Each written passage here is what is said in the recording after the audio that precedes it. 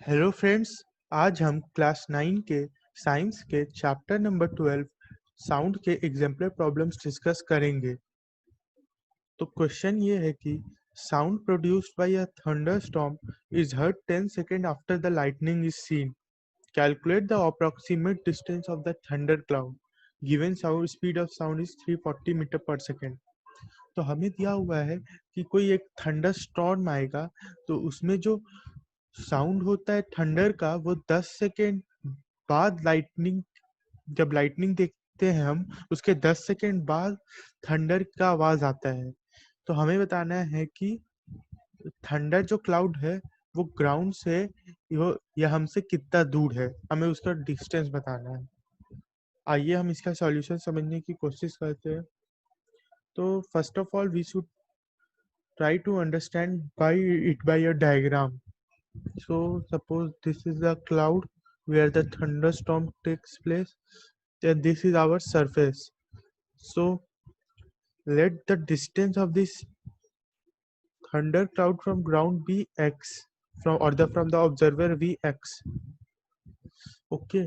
तो तो हमें क्या दिखता है, इस ऑब्जर्वर जो यहाँ है उसको पहले लाइटनिंग दिखाई देती है और उसके 10 सेकेंड बाद उसे थंडर सुनाई देता है। तो हमें बताना है कि ये x डिस्टेंस क्या होगा। ओके। तो तो suppose lightning produce हुई, तो we should see the solution that's given. We know that speed of light is 3 into 10 to the power 8 meter per second and speed of sound is 340 meter per second. तो suppose light produce हुई, सबसे पहले light produce हो, light हमें दिखाई देगी। तो light को ऑब्जर्वर तक पहुंचने के लिए कितना डिस्टेंस ट्रेवल करना पड़ेगा, x।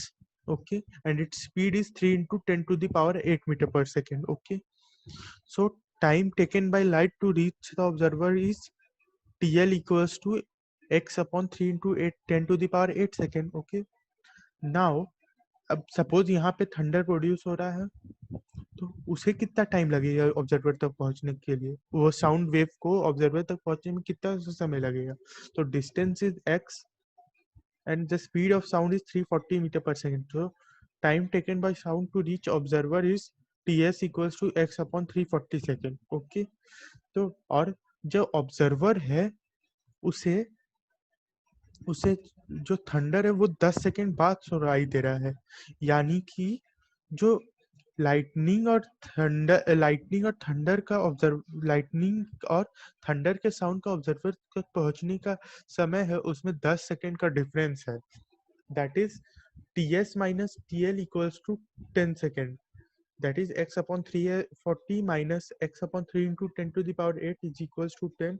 हमें पता है कि 3 into 10 to the power 8 जो है वो 340 के कंपेरिजन बहुत बहुत ज्यादा है, तो ये टर्म बिल्कुल नेग्लिजिबल हो जाएगा, this term. So x upon 340 equals to 10 और x equals to 3400 meter, so the distance will be 3400 meter.